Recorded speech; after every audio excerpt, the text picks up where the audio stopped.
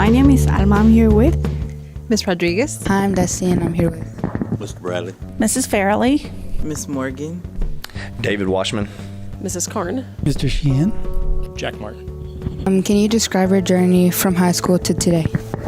High school, when I got to high school, ninth grade, I played varsity football. My dad and mom both were in the Army. And at first, that's what I wanted to do until my dad told me that I wasn't built to be in the military. I told him I wanted to go to college. I got a scholarship to Texas. And I went to Texas in the spring and played spring ball. And I played 1 year there, got in a little bit of trouble, and had transferred to Missouri University, where I graduated there with my degree. After high school, I graduated and went to a 4-year state school in California.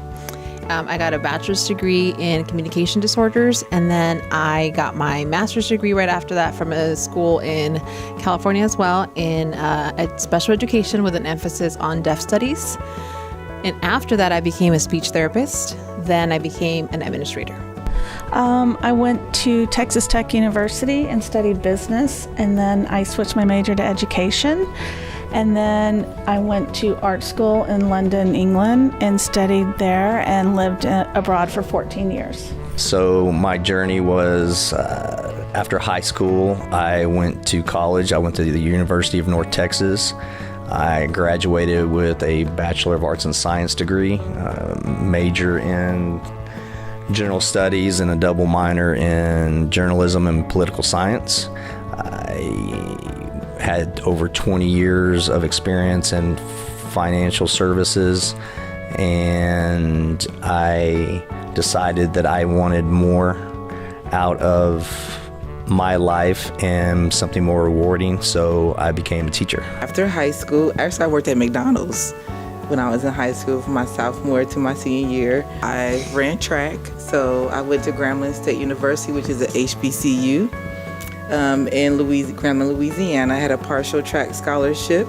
So I graduated in 97, and I already had 2 job offers. And then I moved to Austin, Texas to be close to my family. And I was already working at psychiatric wards and at juvenile detention centers with at-risk youth and adults. And so my mom was like, we need teachers here in Texas. And that is how I became a teacher. I never thought in a million years I would be a teacher and educator, and I've been doing it now for 22 years. When I finished high school, I was very fortunate to get an ROTC scholarship from the Navy. And so I went to college at Tulane in New Orleans. But it was completely paid for by the Navy. They paid my housing, they paid my tuition, they paid my room and board. It was an awesome deal. My degree was actually electrical engineering in college. And so then I owed the Navy 4 years of my life. And so from college, I was in the Navy for actually 6 years. And I worked on nuclear submarines. And then when I left the Navy, I went and just worked at a contractor for about 2 years. And then I had children. My husband worked, and I stayed home with the kids until they were in elementary school. And so just when the kids went to school, I went back to school too. And I got a master's degree in math from Texas A&M. And then also got my teaching certification from UNT. Well, after high school, to be honest, I really didn't know if I wanted to go to college. But I had one sister who went and one sister who didn't. And the sister who didn't had been working for 6 years and was training the people that had got out of college, and they were going to be her boss. So she said, go to college, get the paper. So I went to college, but when I got out of college, I still didn't know if I wanted to be a teacher, so I thought I'd take a vacation and go to the military. And was in the military for a couple of years. I helped tutor a couple of soldiers while I was there, and that's when I realized, yes, I did want to be a teacher. What motivated you to choose the path of military service after high school? Tradition, I think. I was the 4th generation of military. So I had a great uncle who was in World War I. Both grandfathers fought in World War II. My father was in service during the Vietnam War, and I kind of wanted to know if I measured up. What motivated you to choose the path of college after high school? Well, I knew I had to do something, and I couldn't. My dad said that I wasn't built for the Army. That's where he was at because he was a drill sergeant. So I love football. I was like, why not? Honestly, they were going to pay for my college. And my dad did not want, my dad would have paid like for a local college, right? My parents would have paid for a local college. But being doing the Navy ROTC gave me the chance to go to Tulane, which I really wanted to do just to see a different part of the country. And so it was a good deal. I'm glad I got to serve my country, but that was not my primary motivation. My motivation was to get college paid for. What are the challenges that you encountered and how did you overcome them? Well, I think when you're a woman working in a creative field or artistic field, you have to try doubly as hard at times. You have to have a really thick skin because people will always criticize your work and always tell you how it could be better or give you your opinion, but that just means that they're looking at your work and talking about it, which means that's amazing. So I think being a female and working in a male-dominated industry, that was really hard in the beginning stages. One of the challenges I had was I had to find financial assistance in order to graduate. So I worked 2 jobs while I was going full-time to college. Like I said, there's a lot of people that will tell you no. There was a lot of people that told me no, but I kept going regardless of what they told me, and I almost made it motivation when they told me I couldn't do something to show them that I could. I realized that I wasn't as brave sometimes as I thought I had been. For example, there was a Delta Force. Like, Delta Force is the ultimate in the military when it comes to like special forces. He ran a group of soldiers in basic training who were the fastest. My buddy went into that group. I was in the next highest group, and I was kind of intimidated by that guy. And my buddy kept telling me, no, dude, you're fast. As fast as I am, you can do it. And I didn't, and I kicked myself now because I'm like, I could have done that. I should have done that, but I let myself talk myself out of it. I would say the first challenge was just I was the first person in my family to go to college, so I didn't have anybody to kind of model like what that looked like. I mean, like good study habits, paying for it all, like student loans, those sorts of things. So I had to navigate a lot of that on my own.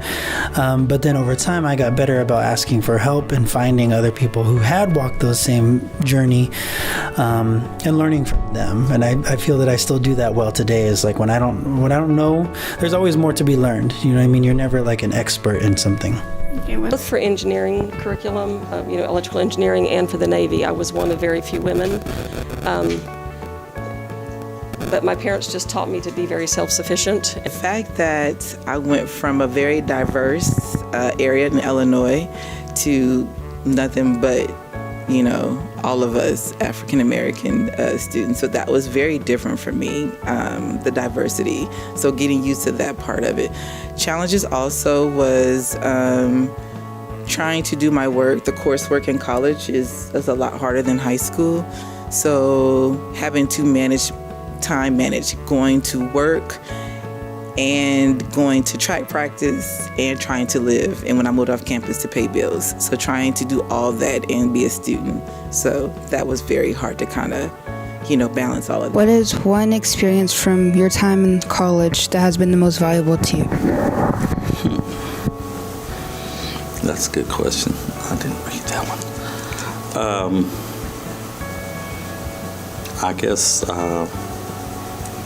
knowing that you can fail and still succeed at the same time.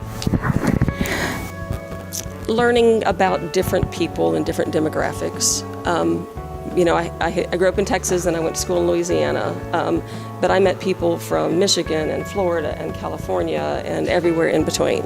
And I traveled. I got to go to Guantanamo Bay, Cuba. That was the farthest I ever went.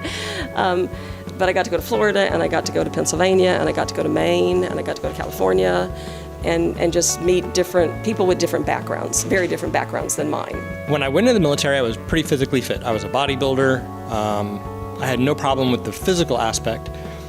It was the mental aspect. I'd never been yelled at in my life. I had, never gone through that kind of, mental strain. So realizing that I could go much further than I had thought I could was very valuable. I think the most valuable time for me in college was the fact that it taught me as a African American woman to appreciate who I am and to be proud of being an African American woman. When I was growing up, you got beauty standards and things like that. So when I went to HBCU, I believed it definitely helped with my self-esteem. It definitely helped me with understanding who I was as a person and who I wanted to be. I had professors, it was like a family that motivated me and helped me down my path. And you could take African American studies, so it's basically helping me define who I was as a woman, but also as a Black woman and what I'm capable of doing, and I think that helped me out a lot. What advice do you have for high school students who are considering following the same path? So for any students who are like considering specifically like teaching or being a principal, which probably sounds crazy to them right now, if your classmates like turn to you for help with homework and you like helping people, like you should definitely think about doing this job. And those of us that are here, we really love it because we like to see you all grow and shine and move on to bigger and better things. So like the biggest reward for me is when I run into like former students who are working at the bank or at, you know, like a restaurant, and just they're adults in the community, like doing big things. And like that's the biggest payoff for us, is that we had a hand in helping them get there. I think that doing some volunteer work to get out in the schools and figure out if that's really what you want to do is important. Also applying for all the scholarships that you can, because I did that for my master's degree and I was able to get a free ride. Ask lots of questions when you go talk to that recruiter about joining the military. Maybe talk to somebody who's been in the military, right? But ask lots of questions, because you can do everything in the military, from marching all day to shoveling sand all day to painting the deck of a ship all day to doing engineering and being an air traffic controller, and there's just a huge range of things you can do in the military, and many of them prepare you for a career. Believe in yourself, because there's a lot of people that will tell you no, you can't do something, but like I said, make it motivation to show them wrong and do what you want to do. I would just say, stay focused, be open-minded, make sure you go after what you're passionate about. Don't follow necessarily the dollar sign, but find something that you're going to enjoy and it's going to be rewarding to you. I think that if you're going to go in a creative field, you have to just keep at it. You have to have that passion. You have to dig deep and really, really believe that you can do it. What skills do you believe are essential for success? Determination and don't give up. Just like in real life, I would say organization. Hard work, motivation. Nowadays, you have to be very motivated. You have to put in hard work, and you have to have a village behind you to support you. And I mean positive people, not your friends that are going to influence you to do bad things, but people that are going to push you in the right direction. Mentors. If you don't have a mentor, find you a mentor, because I know young kids go through a lot of things like we do, and that it gets very hard. So find some mentors and a group of positive people that can push you and motivate you in the right direction. Staying motivated, staying focused on your goal, and not letting anything that may feel like stressful take you off the path.